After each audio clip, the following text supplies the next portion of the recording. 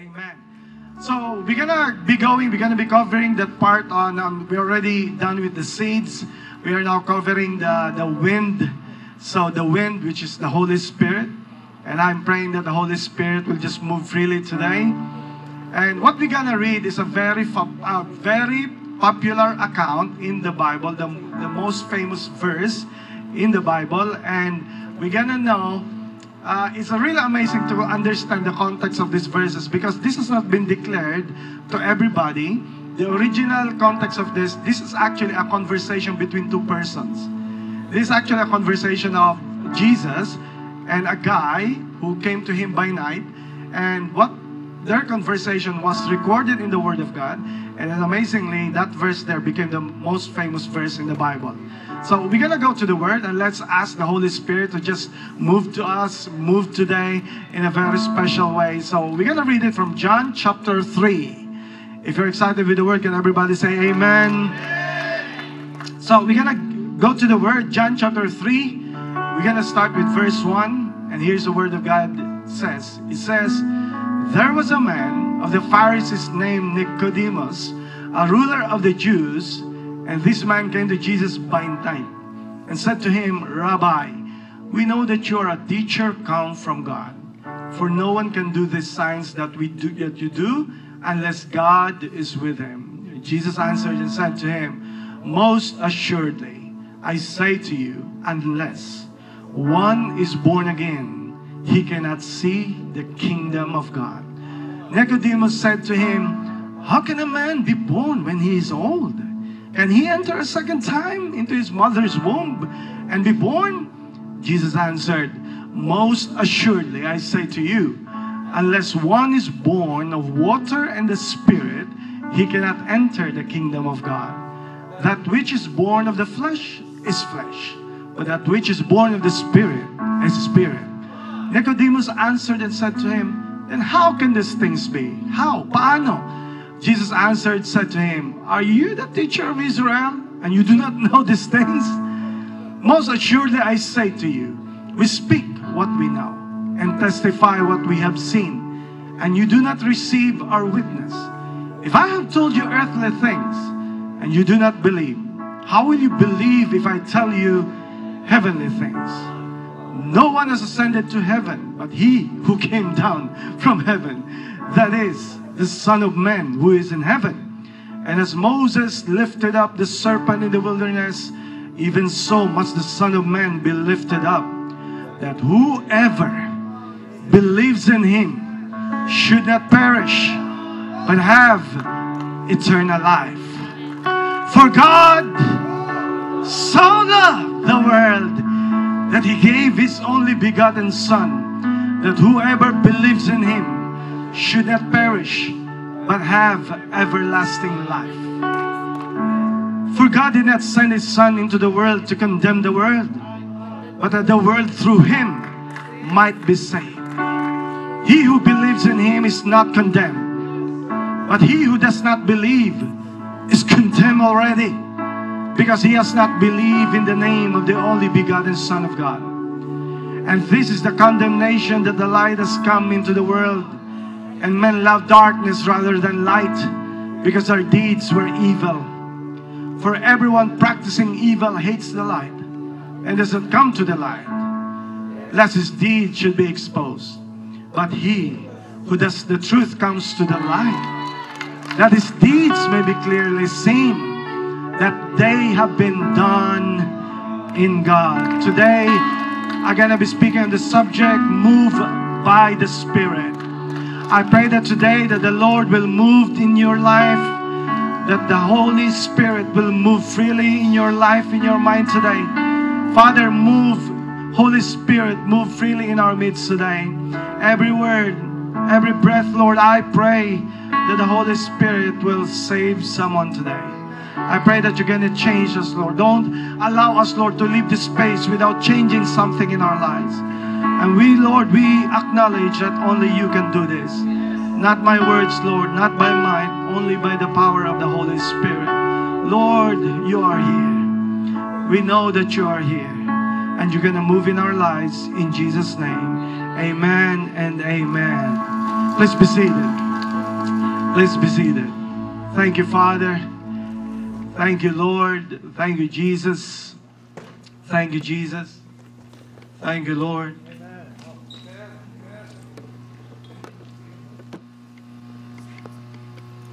All right, are you ready for the word? Amen. You know what? I just wondered today, just recently, I'm just wondering today, how the Lord is changing people's lives. I'm just wondering, and I'm just filled with praises to the Lord. How can God change life? I'm just looking at, the family of King, how the Lord just moved them in a special way.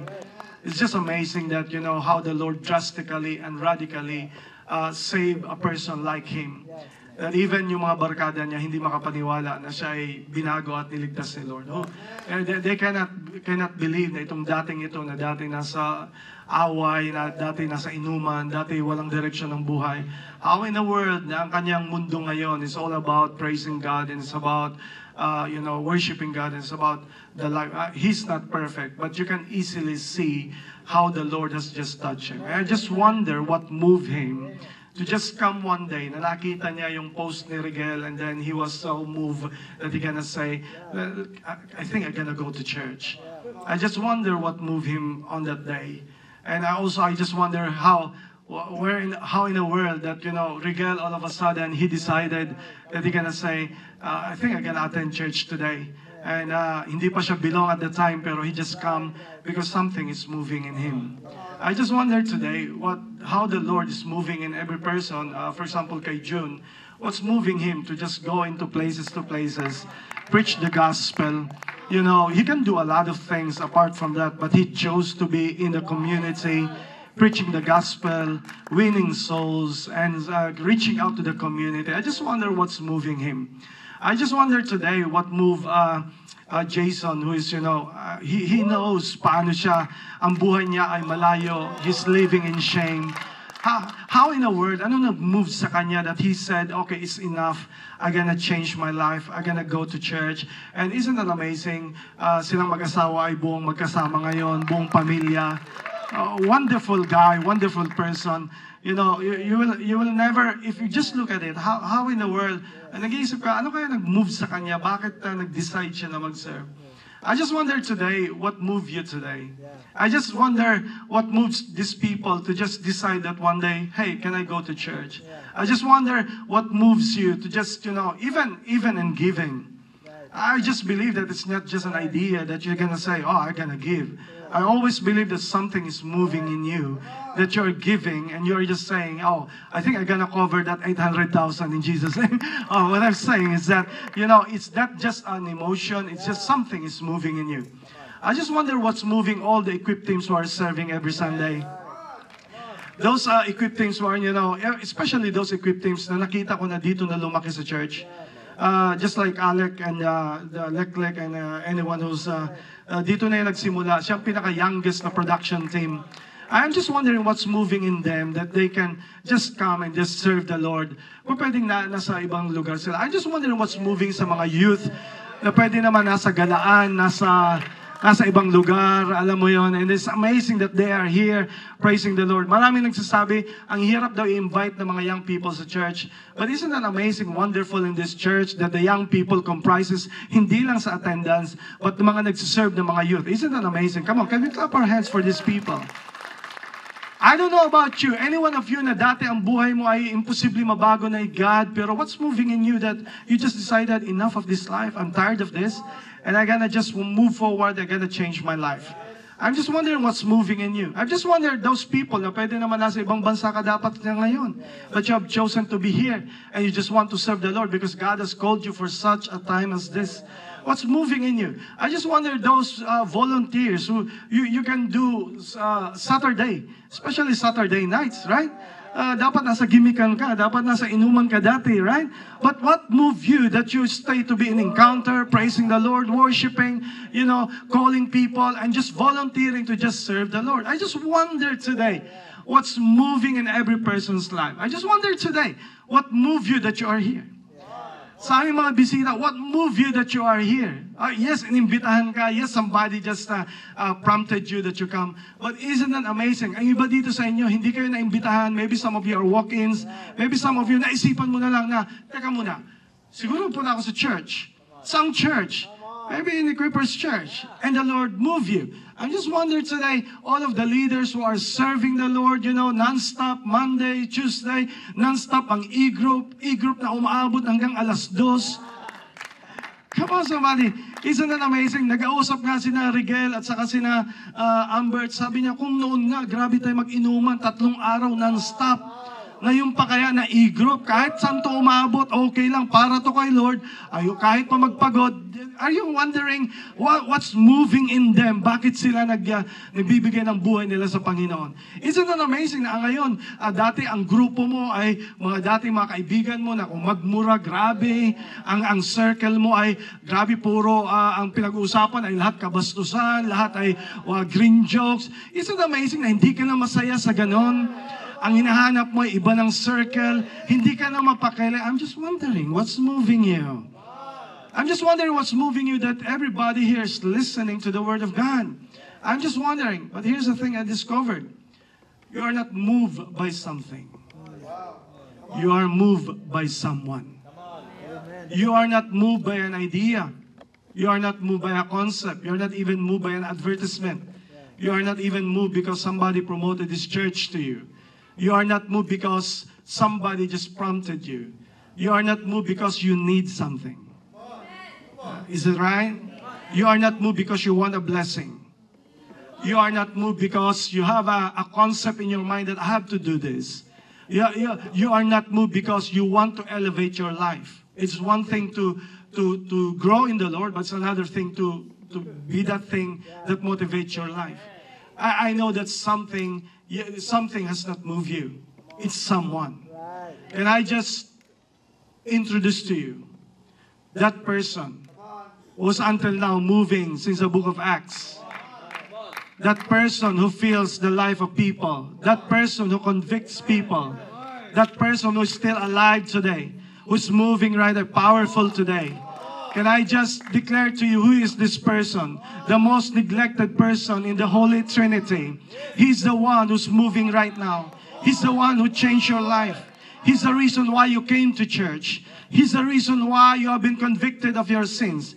He's the reason why you became real to yourself.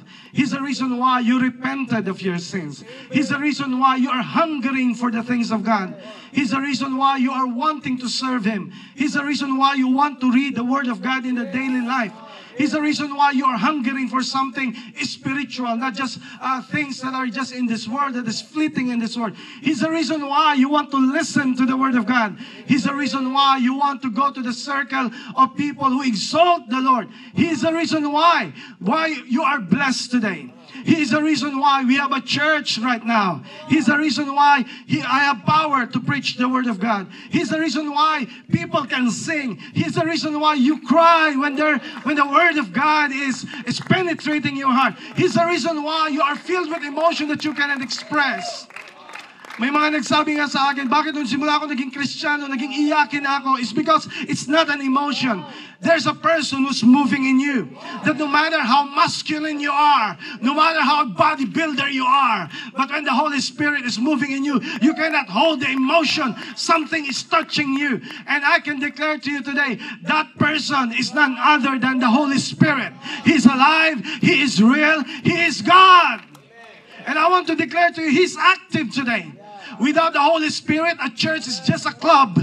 Without the Holy Spirit, a ministry is just an organization. Without the power of the Holy Spirit, a preaching is just a speech.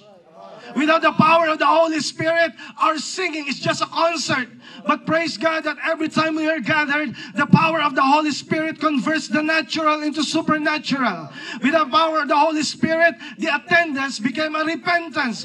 With the power of the Holy Spirit, He is the one moving in our lives. He's the one touching you. He's the one opening your eyes. He's the one releasing you from darkness. He's the one saving you. And today, He's so active. Ang Holy Spirit po ay totoo. And by the way, hindi po siya puwersa. Hindi siya idea. never believe na ang Holy Spirit ay force. He's not a force.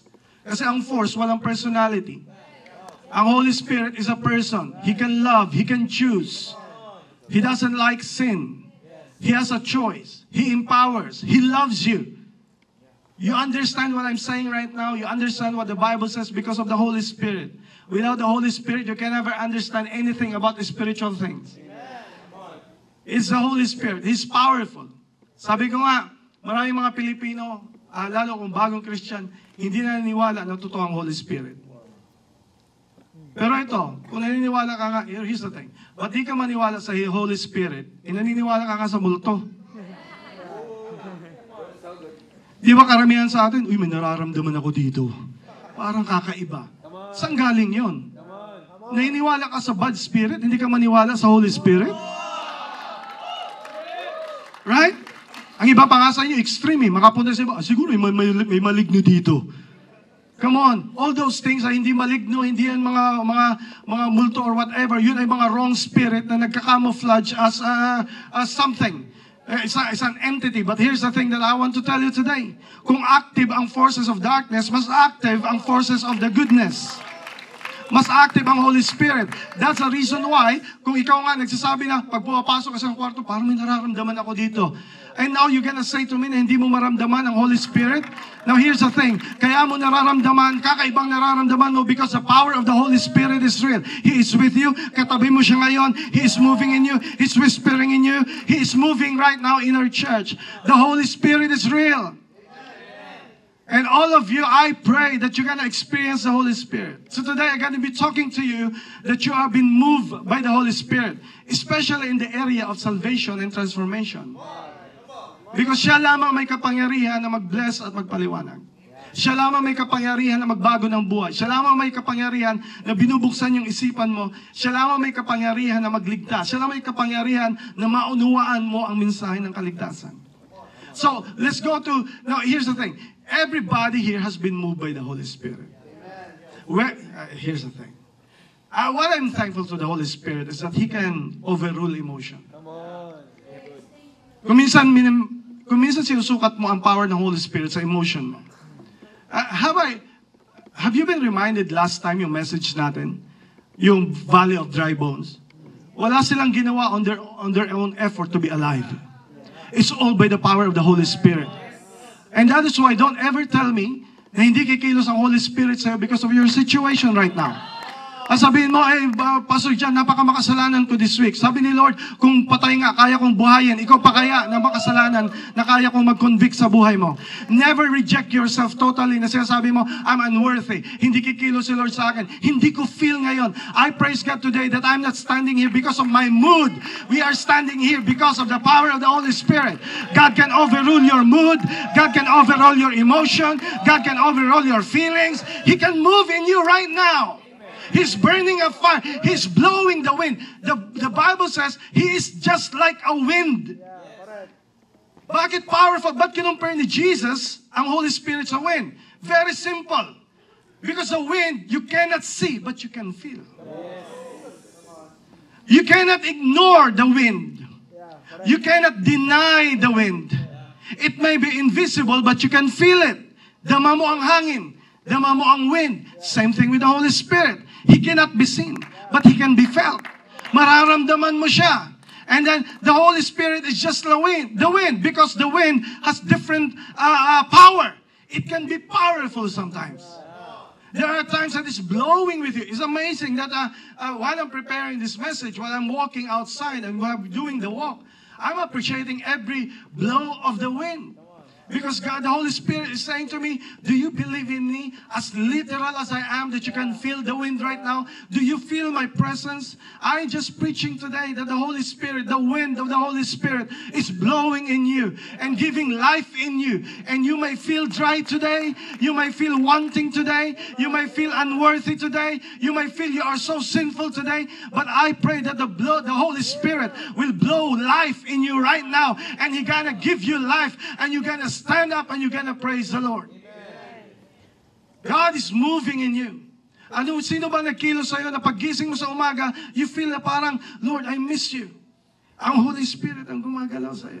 Sino nag-move sa'yo na kaya kan binuksan mo ang Bible is because somebody's moving in you. Somebody has moved you. It's not something. Kasi kung something, nasa unahan mo. Ang Holy Spirit, nasa sayo. Kung idea lang ang inaabot mo something is motivating you. That's the thing, inspiring you to reach for something. But you are not here for that. It's not something that is moving you. You are here because somebody has moved you. And He is the Holy Spirit. He's the same Holy Spirit that moved Nicodemus. Ang hirap i-pronounce, so tawagin ko lang siyang Nick. Alright, baka may Nick ba dito? So anyone here ng pangalan Nick? Wala? Praise God? Okay. Nick. Okay. So tawagin natin siya Nick. Si Nick is a Pharisee. He's a religious leader. Ang sabi pa nga, ruler of the Jews. So mataas ang katungkulan niya. Hindi lang basta siya priest. He's a Pharisee. Pag sinabing Pharisee, ang daming alam niyan sa Old Testament. Kabisado niya ang Pentateuch or yung 5 books of Moses. Kabisado niya lahat ng 10 Commandments at lahat ng mga thousands of regulations ng bilang isang Pariseo. Alam niya ang tama at mali. Alam niya siya ay napaka-religious niya. Ang kasuotan niya ay napaka-religyoso niya. Pero isn't it amazing na kahit may religion na siya, kahit religyoso na siya, kahit alam niya lahat ng batas, kahit pa siya alam niya siya yung pinakamabait at pinakamabuti, isn't it amazing, siya ay nagkikrave pa rin ng someone who is better than the law. Ang hinahanap niya ay si Jesus. And isn't that crazy? Dahil alam ng mga tao na pag siya ay nakita, paano nangyari ng isang priest ay hinahanap si Jesus? Kaya nga, hinahanap niya si Jesus, gabi. Kasi nagtatago siya, ayaw yung may makakita sa kanya. So, siya pinuntahan niya si Jesus, and amazing si Jesus, winelcome siya ni Jesus. At naupo sila, I don't know where that was, but it's an e-group. Nag-e-group silang dalawa. I can see may espresso doon at may kape doon. No, I don't know kung may kape doon. But ang ganda ng usapan nilang dalawa, heart to heart. At ang sabi ni Nicodemus ay marami siyang tanong. But isn't that amazing? Of all the things na ginagawa ni Nick, I prenup siya all of a sudden na I need to see this person. Sino ang kumilos kay Nick? The Holy Spirit. Here's the thing that you gotta understand. The first thing that the Holy Spirit will move in you. You are moved by the Holy Spirit to come to Jesus. You are moved by the Spirit to come to Jesus. Now here's the thing. Nandito ka ngayon, hindi dahil actually pinili mo.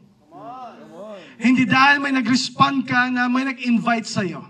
Can I declare to you the person behind the scene, the one orchestrating all of this, and He made you to say yes. And it's the Holy Spirit. Pinili mo na nandito ka is because the Holy Spirit is moving in you.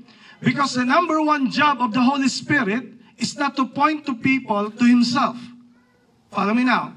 The Holy Spirit's work is always point everybody to Jesus. Ang Holy Spirit, hindi ka niya i-convict na i-worship mo siya as a Holy Spirit. Siya ay magko-convict sa'yo at i-honor mo si Jesus. Everybody, pag na siya nag-convict, nag-lead, palaging papunta kay Jesus. Okay? You have to understand this. Because, naalala nyo, nung kayo inimbitahan sa church?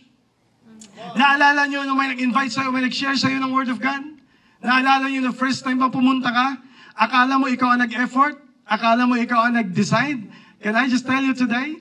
Kung hindi kumilos ang Holy Spirit sa buhay mo, you can never be here. The reason why you came is because it's the Holy Spirit moving in you. The Holy Spirit will not lead you palayo kay Christ. The Holy Spirit will always lead you to come to Christ. Pag ang conviction ng kasalanan mo ay palayo sa Diyos, hindi yan galing kay God. Pag ang feeling mo ay guilt, at parang nahihiya ka, at akala mo hindi ka na worthy, at ikaw pinili mo na lang, ganito ng buhay ko, magpapakalayo na lang ako, kasi para ako nahihiya. Can I just tell you today, na hindi ang conviction ng Holy Spirit, kasi ang Holy Spirit, pa nag-convict, palapit kay Christ, hindi palayo kay Christ. Kaya nga, let me tell you today, huwag mong hayaan na kahit ikaw ay nagkakamali, ikaw ay may mga bagay na alam mo hindi ka worthy, at ikaw lumayo ka ng lumayo. Can I tell you today, kung bakit ka nariting ngayon, kung ikaw ay backslidden for how many years, ang nag-convict sa'yo ay hindi dahil kailangan mo lang ang church. May Holy Spirit na nag-awaken sa'yo, na sabi niya, tama na yung ganyang buhay, and you're coming back here. And you are better than before. You are no longer the same. Yung dating buhay mo ay nandito ka ngayon because God is pointing you to the right. Here's the thing, na baka kaya ka nag-backslide, kaya ka lumayo, kasi lumapit ka sa religion. Lumapit ka sa batas, lumapit ka sa mga rituals, lumapit ka sa sistema ng church. Kaya nagkalabo-labo ang buhay mo because it doesn't represent Christ. Can I tell you today, religion is different than relationship with Christ. Marami sa atin, palipat-lipat ng ibang church, ay mali itong kahit anong lipatan mong church, it will never satisfy you. Because only Jesus Christ can satisfy your soul. And the Holy Spirit's job is to move you to come to Christ. Naalala niyo first invitation? Hindi, sabi nga ni Cloud sa akin one time, sabi ko sa kanya, nandito siya. But when he was younger, sabi niya sa akin, do you know what I'm doing in life? You know what's my work? Ang sabi niya sa akin, nakakatuwa, sabi niya sa akin, Dad, I think your job is to make people cry. Kasi nakikita niyo sa altar call, when I'm preaching, everybody's crying and coming forward. But it's not me who's leading you to cry. I'm not a manipulator of emotion. He's the only one who can just move you in your emotion. Marami dito sa inyo nagsasabi, nag-uusap nga ditong marami pambira, yung mga bisita natin ng mga bago, at sabi nila, kino-confront nila yung nag-invite sa kanila, at sinasabihan, grabe ka naman, in-invite mo ako, tapos pinunto mo yung buhay ko sa pastor niyo. Walang nagkwento. It's not our culture here. Pero ang Holy Spirit ang nag-impress na parang yung message ay saktong-sakto sa iyo.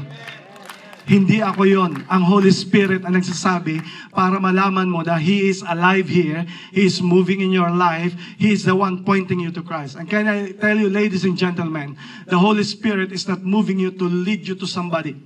He's not leading you to a person, to a personality, even an organization. He's the one leading you. Main thing. He's leading you to come to Christ. If it's not just for yourself, for any other reason, then that's not the Holy Spirit. The Holy Spirit's work, number one, is to lead people to Christ. Kung ikaw ay narito ngayon, alala mo the first time, nung dinig mo yung Word of God, at nag-forward ka, sino nag-move sa'yo? Hindi si Pastor John. Hindi yung nag-pray sa'yo. Hindi yung kumalabit sa'yo. Hindi ang hosting team. Right? Hindi ang hosting team. Ang hosting team, taga-follow up na lang. Pero kung hindi kumilos si Lord sa'yo, hindi ka magpupunta. Can I just tell you, itong space na to here, only the Holy Spirit can do that. When a person comes here and give his life to the Lord, si Jesus lang, ang Holy Spirit lang, ang may power to convict you of your sins. He can make you cry. He can make you kneel. Because here's the thing, pag ang Holy Spirit gumalaw sa'yo, hindi kaya ng physical body mo. Kaya naramdaman mo na papalood ka, nanghihina ka, is because ang physical, hindi kaya ng person ng Holy Spirit, yung kabaitan niya, yung goodness ng Diyos sa'yo, and it's just amazing how the Holy Spirit works. But the Holy Spirit moved you to come to Jesus. Kaya si Nick, pumunta doon, akala, na-imagine ko pa si Nick, pambira, tumitingin-tingin, siguro hoodie pa, hindi may makakita dito sa akin, patay ako dito. Buti nakalusot siya. Namit niya si Jesus. Buti nga hindi siya ni-rebuke ni Jesus. Sabi ni Jesus, patago-tago ka pa dyan, ha? It's amazing. Welcome niya. At ang conversation nila is amazing. It's very intimate conversation. Ngayon nyo lang ba na-gets yung context ng John 3:16? Nakakala mo yun ay preach ni Jesus? No, He did not preach about it. It's actually a conversation between two persons. Yung usapan nila is amazing, na kailangan i-record sa Bible at doon na-reveal yung John 3:16 is because it's an amazing conversation. Why? Bakit doon nilagay ni Lord? Here's the thing. Because when the Holy Spirit moves, it's personal. I say that again. When the Holy Spirit moves, it's personal. Kung hindi na gets some personal, yes, He moves corporately, but even He moves corporately, He always moves personally.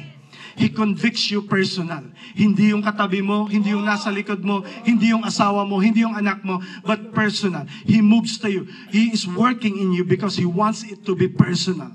How are you gonna do it personal? By pointing you to Christ.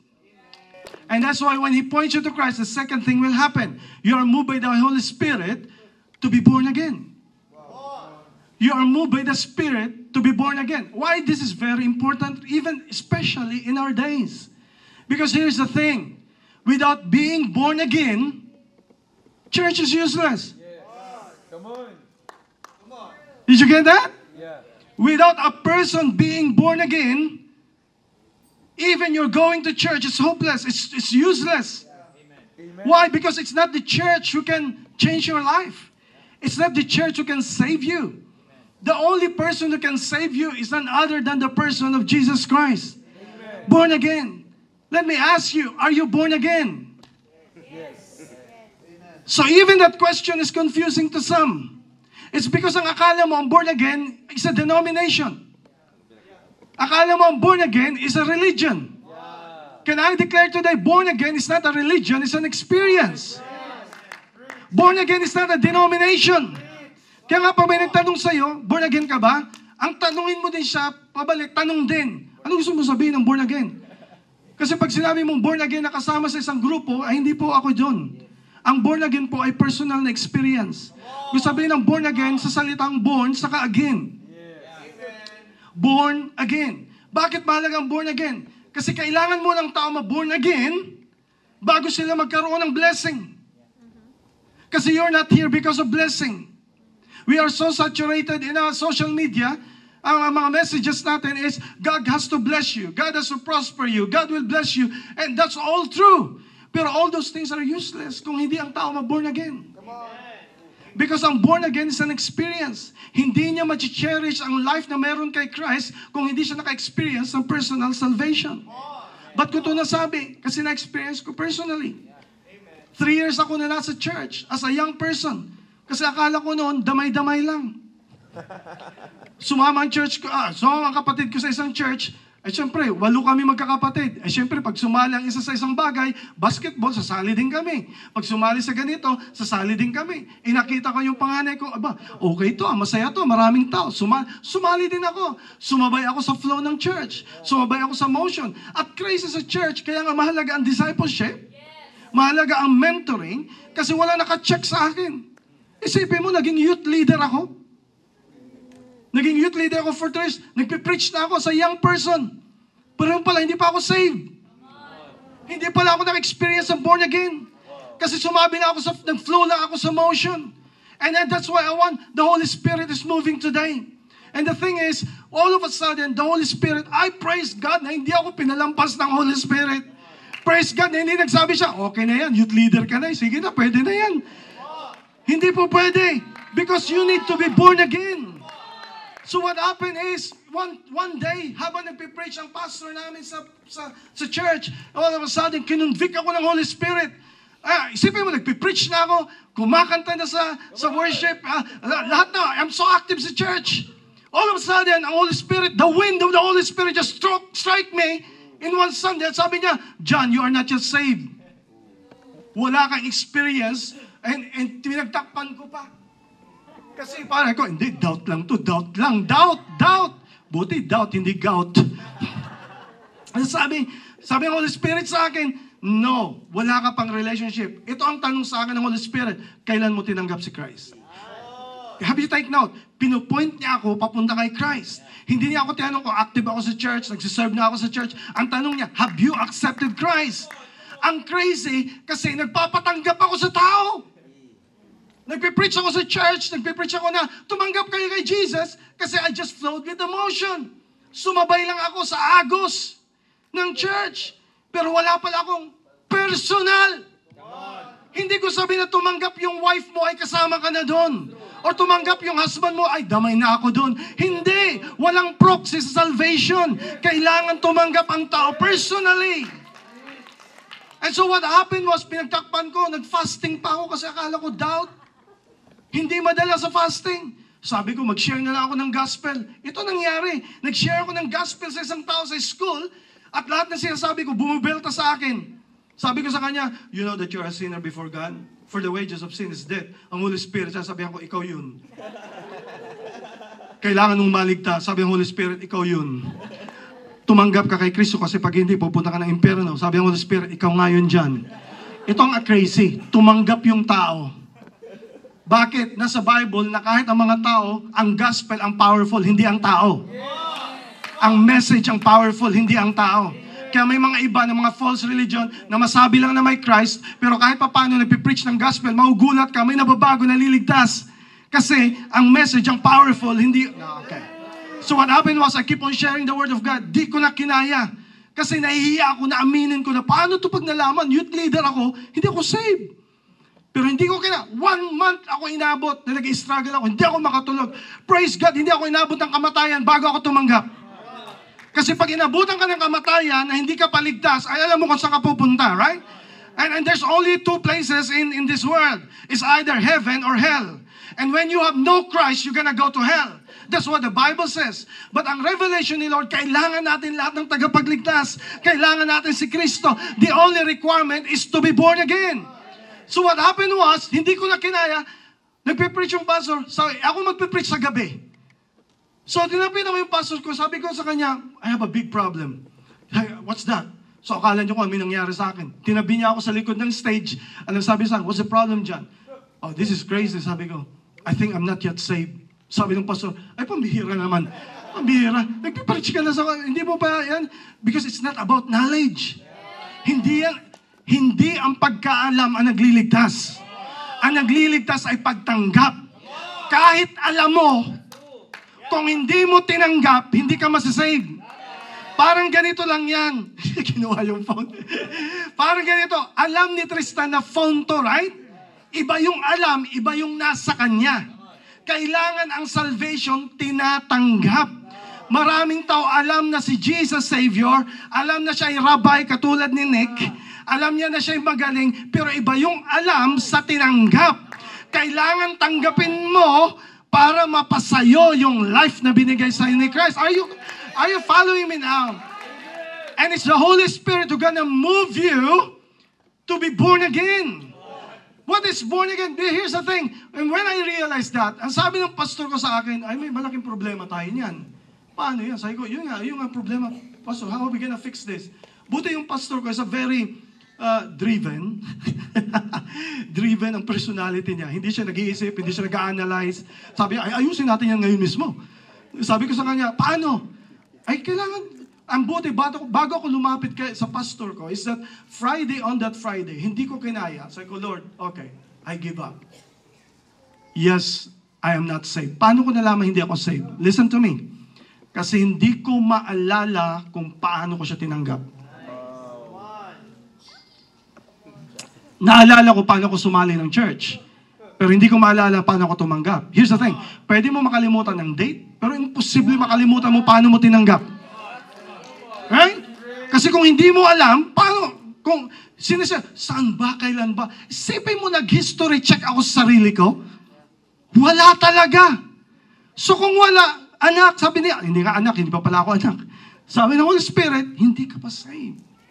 And all of a sudden, on that Friday evening, after my college class, I went alone to the church place, sa building. Ako lang mag-isa. I went on the last third row, and I knelt down, and I accepted Jesus Christ as my personal Savior. And I told Him, yes, Lord, I'm aware of you, Lord. I accept you in my heart. Without you, I'm gonna go to hell. I will be a sinner. But praise God today, I want to accept you in my heart as my personal Savior. And I got saved on that day. I got saved on that night. And all of a sudden, I am free, and I'm so happy. And that is why on that Sunday, kinausap ko yung pastor ko, yes, I go, but don't worry, pastor, tinanggap ko na siya Friday. I said, praise God, solve na ang problema natin. Sabi, no, may problem pa tayo. Here's the thing, kung hindi pa ako na-save, nauna yung baptism ko, invalid yung baptism ko. Kasi ang requirement bago ka mabaptize, hindi dahil ikaw ay member ng church, ikaw ay dapat tumanggap ka muna kay Kristo. Pag ikaw ay hindi tumanggap kay Christ na nagpabaptize ka, hindi ka nabaptize, nabasa ka lang. Nag-swimming ka lang. Pero hindi ka na-baptize. Pang walang meaning sa'yo, walang meaning sa Kanya. Kailangan tanggapin mo muna si Christ. Kailangan na unawaan mo na new life na to, bagong simula na to. At kung ikaw ay napasali sa isang church at walang nangyari sa buhay mo, walang pagbabago nangyari sa buhay mo, religion lang ang sinalihan mo, kahit ano pang pangalan yan. What I'm telling you right now, ang unang requirement bago ka baptize, kailangan tumanggap ka kay Kristo as a personal Savior and you know that you are saved. And sabi ng pastor, driven nga ay baptize kita ngayon. Okay. So, pumunta ang pastor ko sa church, sandali lang, may aayusin tayo today. Please remain, may babaptize tayo. Sino? Si John. Sabi mo ito, ha? Mabira, 3 years na yan na dito, hindi pa yan saved. Pero rather mapahiya ka, hindi nga kahiyan, mas di baling maging totoo ka kaysa ikapahamak ng soul mo. Ano ang ipoproblema mo na ikaw ay mapunta sa impyerno dahil pinagtatakpan mong isang bagay? Mabuti pa maging totoo ka na sa ngayon kesa ikaw ay magpatuloy na ikaw ay bulag. So the thing is, sabi ng pastor, I don't know, that's his testimony. Testimony niya yun. Hindi ko naman sinasabi na gayahin niya ako, but be honest, be real. So binaptize ako on Sunday morning, and then I'm so happy. I am also alive. Praise God. Ganito palang feeling ng tunay na saved. Kaya ako naunawaan, kapag tunay na saved, ikaw ay meron kang manifestation ng tunay na ligtas. Hahanapin mo ang Diyos, makikinig ka sa Holy Spirit, hahanapin mo ang bagay na para sa Diyos. Kaya ako magpipreach ng gabi. So tinuloy ako mag-preach. Sabi niya, sige, mag-preach ka pa rin. Youth service. So preach ako. Ang preach ko, yung testimony ko. Sabi ko, hindi ko ito pwede palampasin. I preach the gospel. I preach salvation. I preach Jesus. And altar call. And I said, if any one of you has not been born again, this is your time now to accept Jesus Christ. And I made a promise to my Jesus starting that day. Even hindi pa ako pastor, ang sabi ko, everywhere I go, every e-group that I gonna do, every community that I gonna reach, I want to preach the gospel, I want to preach Jesus. Kaya nga, walang altar call tayo na hindi pa pwedeng may service, na walang altar call, at hindi ako mag-i-invite about Jesus. Kasi ang pinakapangit sa lahat ay ikaw ay naging almost Christian. Yung muntik ka ng masave, yung nasa church ka na, nakikinig ka na ng verse, saturated ka ng mga bawang sa Christianity, pero yung Christ hindi naging totoo sa'yo. That will be the crazy thing, na pagpunta doon sa judgment, pagharap mo, hindi ka pala makakapasok doon, at sasabihin mo, tika muna, pastor na ako Hindi rito pinapapasok dahil pastor, pare, ministro. Ang pinapapasok dito ay sino man na tumanggap kay Kristo. And it's not by your works, that is what sabi ni Lord, except, sabi niya kay Nick, unless a man be born again, he cannot enter the kingdom of God. Enter, hindi ka makakapasok hanggat hindi ka nabuborn again. Yan sabi, on that day, nag-preach ako ng gospel. Here's the thing that will happen. I invited, I don't care. Ang imagination ko, yung bisita na ma-save. So any one of you who wants to accept Christ, nagulat ako, 3 ko sa youth leader, nag-forward. Sabi niya, Sir John, ako din, hindi rin pala ako saved. Isn't it amazing that God uses your story so that somebody can be saved too? Why I'm so clear about this is because every Sunday, nakikita nyo na every Sunday may altar call, pinapatanggap ang tao. That will be crazy kung ma-miss mo pa yan. And that is why it's better to be honest now than to fool yourself. Na sinasabi mo, hindi, dati na akong church, dati na ako may Christian church. Hindi pinag-uusapan dito yung involvement mo, membership mo sa church. Ang pinag-uusapan dito, na-experience mo ba talaga? Can you recall, can you recount how did it happen? Pero huwag ka mag-alala. Kung hindi pa huli ang lahat.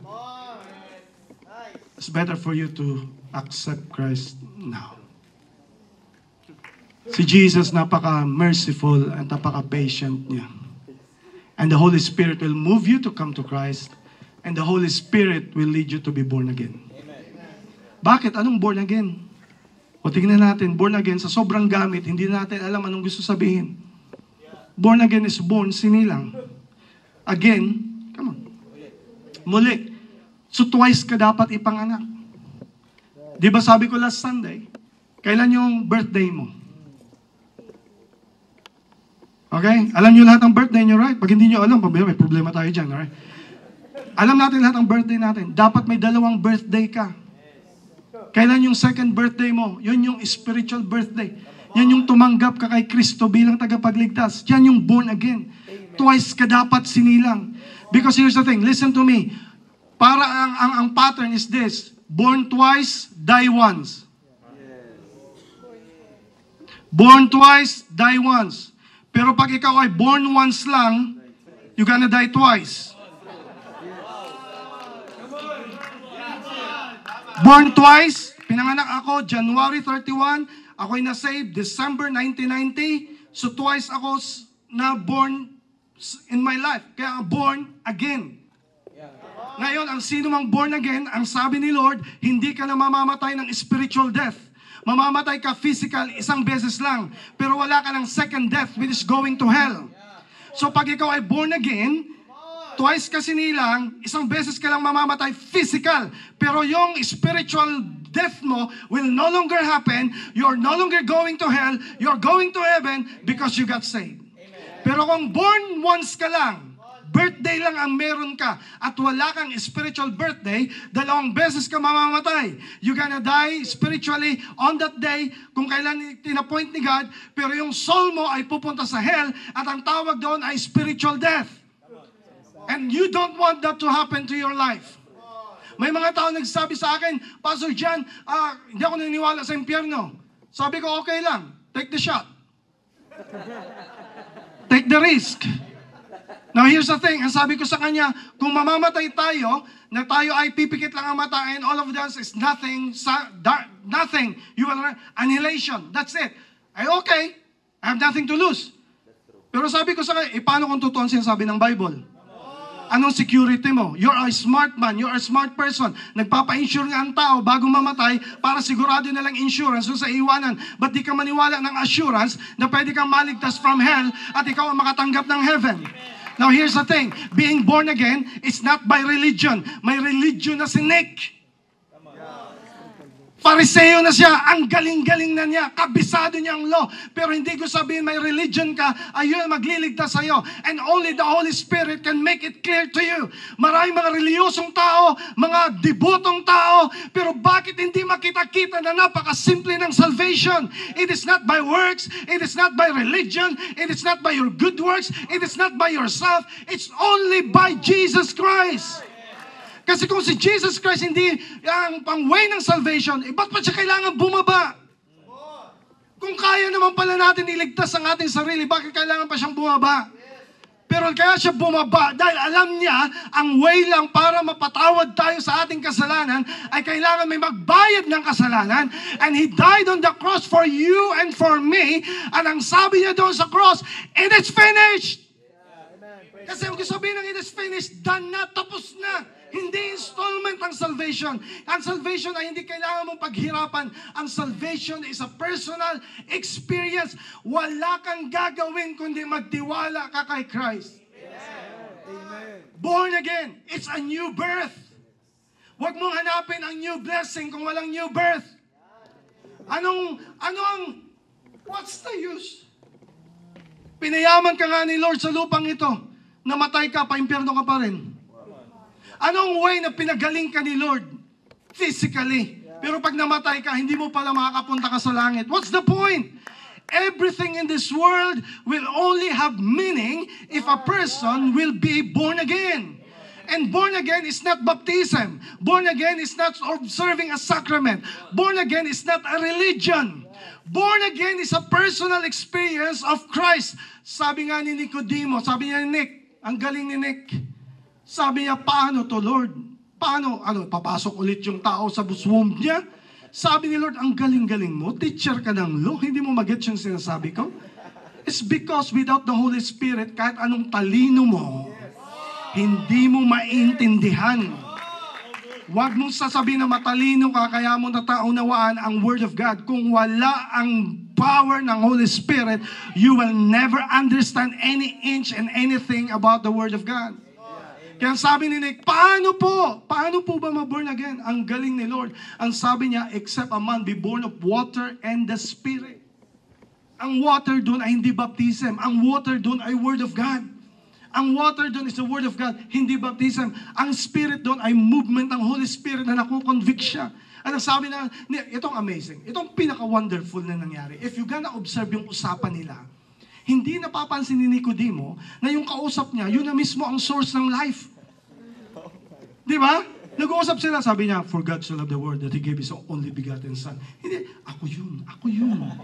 If anyone believe in the Son, he will have, hindi mo, ako yun. Ang sabi niya, ang makakapagsabi lang na yung galing sa langit at bumaba sa lupa. Kasi sabi ni Lord, now gets mo ba na ako yun? And here's the thing. It's a personal usapan na na-record. At ang sabi niya, paano ba mamasave? Ladies and gentlemen, ang word ni Jesus, most famous all around the world, that saves people's lives. It's not preached in a pulpit. It is not preached in the feeding of 5,000. It is not preached in somewhere else. It's preached between a person having coffee, a personal conversation. Ang sabi niya, paano? Ang sabi niya, for God so loved the world that He gave His only begotten Son, that whosoever believes in Him should not perish, but have everlasting life. What a word! Ang sabi ni Jesus, for God so loved the world that He gave His only begotten Son. Ako yun, akong mamamatay. Na pag whosoever, pag sinabi whosoever, kahit sino, kahit pare ka ba, pastor ka ba, ministro ka ba, pope ka pa, kahit sino ka pa, sabi ni Lord, whosoever, kahit ikaw pang pinakamakasalanan sa balat ng lupa, whosoever. Sabi ni Lord, pag ikaw ay tumanggap, maniwala ka kay Kristo, sabi niya, believe on the Son, you will never perish. Naintindihan nyo, yung perish, hindi ka na mapapahama, kundi magkaroon ka ng eternal life. Ang sabi ni Lord, hey, this is a revelation to you. Any one of you na tumanggap na kay Christ, hindi naghihintay ang langit para bigyan ka ng eternal life. The moment na tinanggap mo si Christ, ang breath mo, ang life na kinikerry mo ngayon has already started. Eternal life is already in you. Praise God, today, the Holy Spirit will lead you to be born again. Because born again is not a religion. There's a name of the church, there's a name of a religion, but you cannot be saved by religion. You can only be saved by a personal experience to Jesus Christ, with Jesus Christ. Can I say this to you? Kaya nga ang tawag sa atin ay Christian. Ladies and gentlemen, Christian is not a religion. Nagkagulo-gulo kasi ginagamit natin na nasuswap natin yung dalawa. Catholic is a religion. Christianity is not a religion. Baptist is a religion. Muslim is a religion. Iglesia ni Cristo is a religion. Buti na lang, hindi naliligtas ang tao sa religion. Kung hindi, pagdating natin sa langit, away-away tayo doon. Dito kayo, dito kami. Buti si Lord, hindi ganon. Ang sabi niya, sino man na may kay Kristo, ayun lamang ang makakapasok sa langit. And it takes the Holy... Here's the thing. The name Catholic is a religion.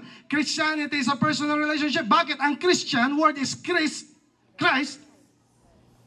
Diyan. Si Christ, nandyan.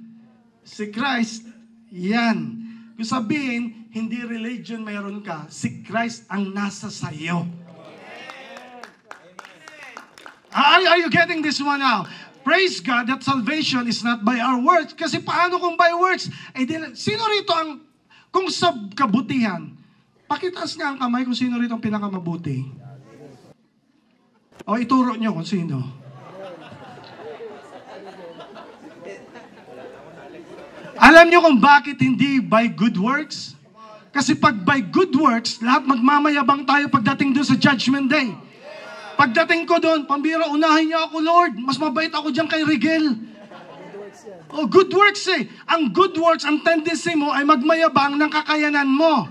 Yung religion mo ay pagmamayabang mo. Pero kung ikaw ay naligtas because of a person, si Christ ang nagligtas sa'yo, you can just stand there, not because of your words, not because of your ability, not because of your goodness. You can stand there and you're gonna say, I am here because of Jesus Christ, whom I accepted as my personal Savior. That's why the Holy Spirit is convicting us, because you can maybe in the church, you may be somewhere else, but if you haven't experienced to be born again, it's ang Holy Spirit na magkukonvict sa'yo niyan. Tanong mo sa sarili mo, naligtas ba talaga ako? Tumanggap ba talaga ako kay Christ?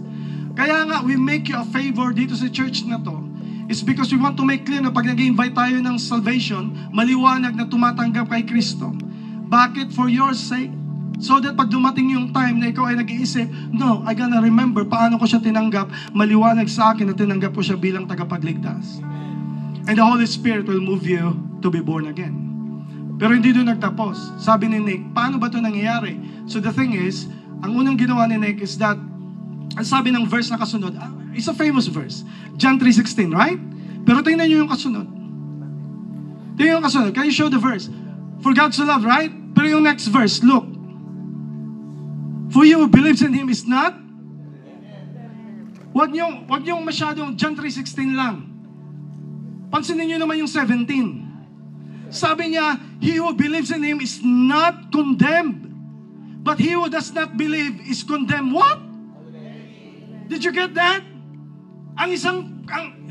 Lahat tayo dito, lahat ng tao sa buong mundo makasalanan. Hindi tayo husgahan dahil mas mabait ka o itong kapiraso, ito yung kasalanan mo. Hindi doon i-weigh yung goodness at bad works mo. Nandun lang, isa lang. Did you accept Jesus Christ? Kung wala ka, hindi ka naniwala kay Christ. Ang sabi sa verse, you have been condemned already. Kung sabi you have been condemned, kailan lang nagbabago yon? Kailan nawawala ang condemnation? Pag ang isang tao tumanggap na kay Kristo bilang tagapagligtas. When you accept Him as a personal Savior, that's the time you're gonna be saved. That's the time na naging born again ka. Come on somebody, ang born again ay personal acceptance kay Jesus Christ. Bakit? Nung tumanggap ka, yung dati mong pagkatao, yung dati mong buhay ay namatay na. At yung bagong buhay na meron ka ngayon ay dahil kay Kristo. Kaya sinilang yung bagong ikaw. At ang number 3 na gagawin ng Holy Spirit, here's the thing, pag tumanggap ka kay Christ, ang Holy Spirit ay hindi ka lang i-guide. Siya ay maninirahan na sa iyo. He will be with you. He's in you. He indwells in you. He will be with you. Siya ang reason bakit di ka mapakali ngayon pag ikaw ay gumagawa ng mali.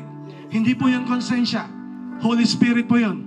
Ang Holy Spirit ang mag-guide sa iyo at makikita mo na you need to set your things. Now here's the thing. The third thing is the Holy Spirit, moved by the Spirit so that you will not feel condemned. Ang number 1 na work ng Holy Spirit is this. Kasi nga anak ka na ng Diyos. Listen. Ang unang gagawin ng kaaway sa iyo ay mag-doubt ka at ma-feel mo ulit yung condemnation. Iko-condemn mo yung sarili mo pag ikay gumawa ng mali. Sumabit ka. Anyone here who knows what I'm talking about? Yung ikaw ay di mo ka mapakali at ikaw ay ang feeling mo, hindi ka naman anak ng Diyos eh. Yeah, hindi ka naman nagbago talaga eh. Hindi ka naman talaga tumanggap. That's the condemnation. Ang number 1 ang gagawin ng Holy Spirit after you got saved is tatanggalin niya. He will help you na hindi mo maramdaman that you are feeling condemned. Bakit? Kasi ang root cause ng pagbalik sa mali ay hindi dahil yung kasalanan, kundi yung condemnation. Pag feeling mo marumi ka na, maraming magsasabi na, marumi na ako, di magpakarumi na lang ako. That's condemnation. Pero ang tunay na may Kristo, pag naramdaman niyang madumi siya, hihingi siya ng tawad sa Diyos at manunumbalik siya sa Panginoon, hihingi siya ng mercy sa Panginoon. Dahil here's the thing, hindi mo na kaya i-reject si Christ. Hindi ka na kaya na tumalikod kay Christ. Yes, pwede ka manghina, pero hindi ka na niya pwedeng tanggalin ang relationship mo kay Lord. Ang anak, dahil anak ka ng Diyos, you will be forever anak ng Diyos. Ang gagawin na lang ng enemy ay papalayo ka sa Kanya and you're feeling condemned. I want to speak right now by the power of the Holy Spirit. If that's you, you're feeling so condemned, you're feeling so anxious, you're feeling so unworthy, I want to declare by the power of the Holy Spirit that you will not feel condemned, but you will feel that you have been received by the blood of Jesus Christ. Number 4, sabi ni Nick, what I gonna do? He was being moved by the Holy Spirit. At sabi ni Lord, amazing yung sabi ni Lord. Ang sino mang nasa truth, hanapin niya yung ilaw. I-rebuke. Can you show that verse? I don't want to miss that. And this is the condemnation for everyone practicing evil. That one. This is the condemnation that the light has come into the world, and men love darkness rather than light, because their deeds were evil. For everyone practicing evil hates the light and does not come to the light, lest his deeds should be exposed. Number 4 is, you will be moved by the Holy Spirit to live right. Imposible na naging born again ka at mahal mo pa rin yung dati mong buhay. Kung mahal mo pa rin yung dati mong lifestyle, yung dati mong buhay, I bet na possibly hindi mo na-experience ang born again experience, ang na-experience mo ay religion. And religion cannot change you. It's only by the power of the Holy Spirit, because the Holy Spirit will convict you of your sins. Here's the thing. Pag ikaw ay convicted ng Holy Spirit, hindi ka pwede magkunwari. Hindi mo pwede pagtakpan na ikaw ay Christian at nabubuhay ka ng mali. Hindi po pwedeng double standard ka when it comes to life. At sasabihin mo, hey, God is holy, God is loving, at maunawaan ako ni Lord. Come on, don't make God as your excuse. Because the Holy Spirit, here's the thing, it's the Holy Spirit that will convict you of what's wrong. And you gotta choose to live right. Kaya sabi ni Lord, men love darkness rather than evil. And sabi niya, those who are here's the thing, ayaw nila ng truth, ayaw nila ng preaching na ganito, ayaw nila na mailigay sa light ang kanilang buhay is because nabubuhay sila sa mali. Pero kung ikaw ay Holy Spirit convicted, pag ikaw ay kunorek ni Lord, mapapaiyak ka na lang, not because you're feeling so hopeless, but because you felt the love of Christ, kasi nauna na si Christ namatay para sa iyo bago ka pa niya kinonvict. Yung proof na He loves you so much has already been there. The evidence that He loves you so much has already been given to you. Sabi ni Lord, anak, wake up! Kaya kita gustong magbago kasi ayaw ko na mapahamak ang buhay mo. And the Lord will convict you to set things that are right. Hindi mo kailangan ng somebody para i-convict ka every now and then. Hindi mo kailangan ako, hindi mo kailangan anyone na pag nasa bahay ka or nasa somewhere else ka, nabubuhay ka na mali, nabubuhay ka na hindi totoo, hindi mo kailangan ng somebody na sa, ayusin mo yan. May Holy Spirit ka na. At ang tunay na may Holy Spirit, hindi mo kakayanin mabuhay in lifetime na mali. Aayusin mo at gagawin mo yung tama. Kahit na ikaw ay pag-usapan, kahit ikaw ay I don't care. I rather win Christ in me than to be won by this world. I rather choose that. And that's why the last one is this. Sabi ni Lord kay Nick, come on. Sabi ni Lord, I gotta convict you, I gotta change you.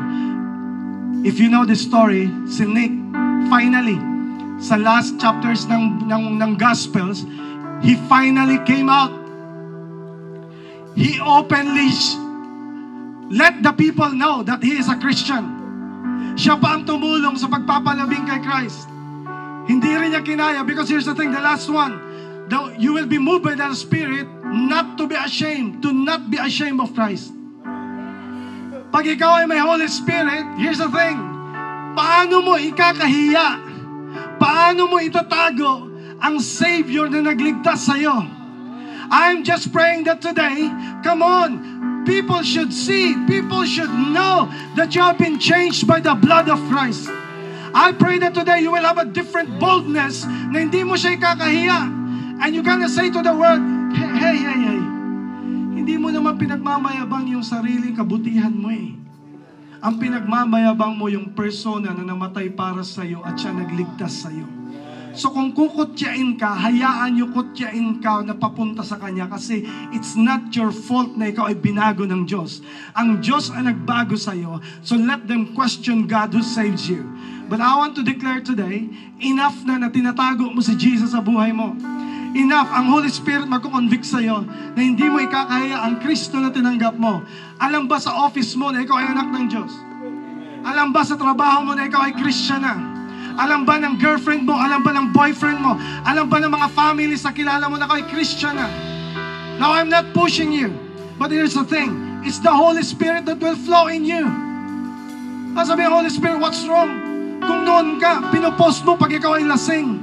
Pinopost mo lahat ng rant mo. Pinopost mo lahat ng mali. Pinopost mo lahat ng buhay mo. Ngayon pa kaya na binago ka ng Diyos? Hindi ka naman nagmamayabang. I want to declare today, bakit mo kailangan i-proclaim si Christ? Because here's the thing, you never know kung sino ang maliligtas because when you share Jesus. Kung hindi nag-post si Rigel, na nag-church na siya, malalaman ba ni King? Dahil nakita ni King na, pambihira, ano ka ba? Pinsan? Binago ni Lord ang pinsan ko, pwede rin ako baguhin. Pero kailangan may mag-profess, kailangan wag ikaya. Paano kung naging silent na lang si Rigel at sinabi niya na, walang dapat makaalam nito, baka... I want to prophesy today. Maybe the reason why hindi mo ma-proclaim si Christ na totoo sa buhay mo, kasi hindi naman talaga totoo. Hindi mo may pangalandakan kung sino si Christ sa buhay mo is because wala naman talaga nangyari sa iyo. But I pray that today, dead bones will rise up today and become alive, become human, become alive again, and you will be born again. Somebody here will be born again today. Somebody here will be convicted. You're going to say, Holy Spirit, move in me. I cannot make it, but you will help me. He will be the one to lead you and to bless you. He will be the one to change your life. So my question today, I just wonder, who will be moved today? I just wonder, who gonna accept Christ today? I just wonder today, who gonna be moved by the Holy Spirit that you're gonna say, I want to be real. I want to be changed by the Holy Spirit. I just wonder today, who gonna be filled by the Holy Spirit? I just wonder today, who gonna respond to this message? I just wonder today, who gonna be saying, Lord, change me, help me, save me, release me. If that's you, can I invite you to just stand up on your feet and allow the Holy Spirit to move right now? And He is here. He is here. Holy Spirit, blow. Oh, Holy Spirit.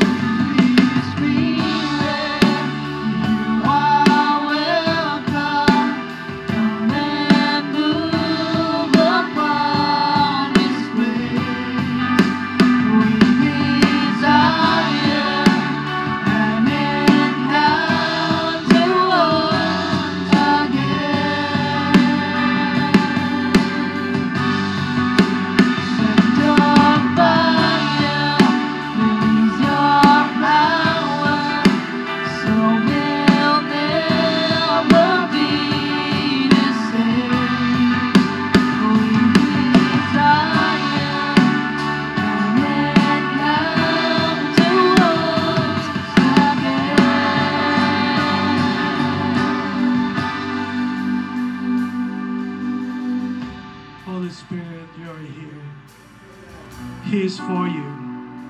And if the Lord has been convicting you of your sins and of your life, two invitations today. The first invitation is for everybody.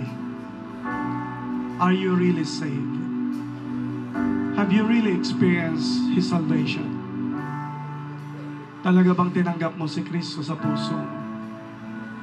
Kung hindi pa, there's nothing wrong. This is now the day. Don't be afraid. Today is your salvation day. Sa aming mga bisita, hindi lang sa aming mga bisita, sa lahat. Masasabi mo ba na talagang tinanggap mo siya sa iyong puso bilang tagapagligtas? Iba ang doubt sa wala. Kung wala, aminin mong wala. At ang Holy Spirit na nagko-convict sa iyo na today is your day. And you're gonna be clear to you na tatanggapin mo si Kristo bilang tagapagligtas. All you got to do is accept Jesus Christ as your personal Savior. And if that's you, is there anyone here na nais tumanggap kay Kristo bilang tagapagligtas? Is there someone here? If that's you, no one's looking around. Gusto mo tanggapin ang Panginoong Jesus bilang tagapagligtas? If that's you, can you raise your hand so that I can pray for you? 1, 2, 3, 4, 5, 6, 7, 8, 9, 10, 11, 12. Wow, praise God.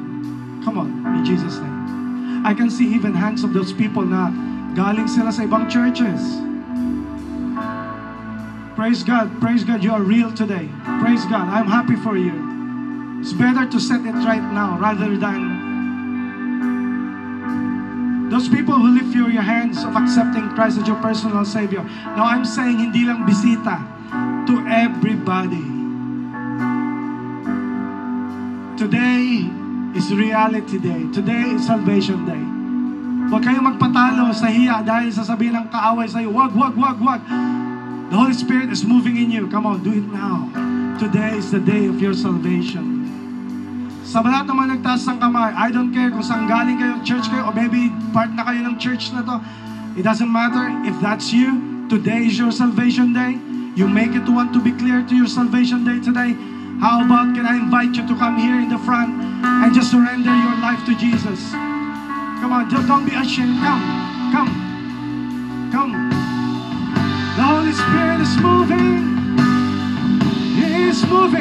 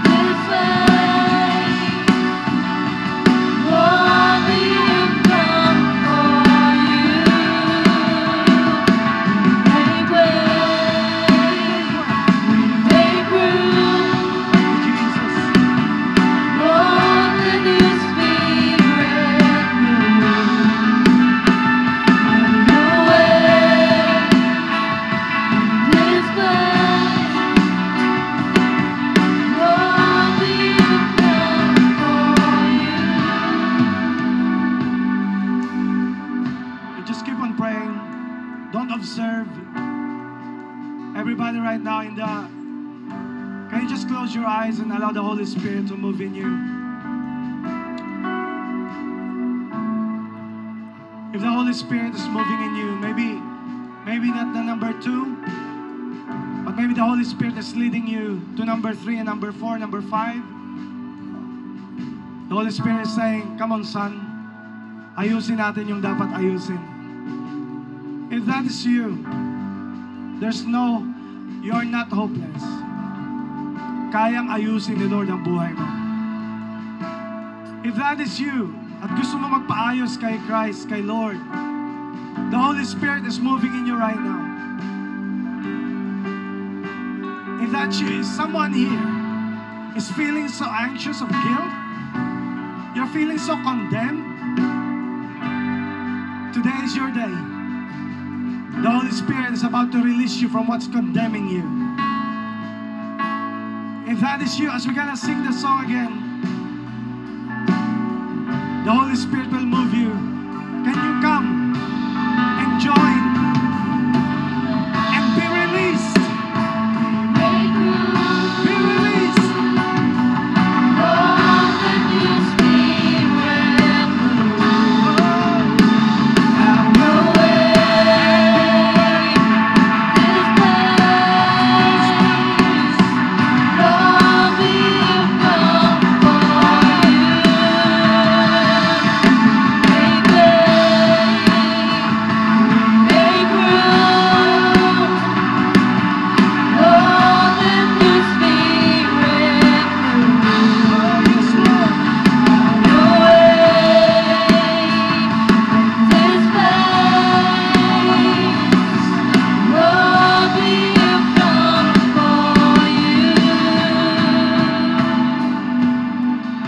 Counselors are gonna lead. I'm gonna pray. Now, some of you may feel you may not be here. You may be there at the back. You've been in the churches, whatever. Today is your salvation day. Please join me in this prayer of accepting Christ as your personal Savior. Today is your day to be born again. If that's you, lift your hand. Close your eyes. And you can follow me in this prayer. Here's a prayer. Lord, today is the day of my salvation. I accept that I'm a sinner, bound to hell. I cannot be saved by religion, by myself, by my good works. I am a sinner who needs a Savior. And thank you, Jesus, that you paved the way for me. You died on the cross for me. And today, I open my heart and I accept you and receive you as my personal Savior. Lord Jesus, thank you for a new life. Thank you for forgiveness. Thank you for salvation. Today, I got saved because of your grace. Thank you, Lord Jesus. In Jesus' name. And everybody say,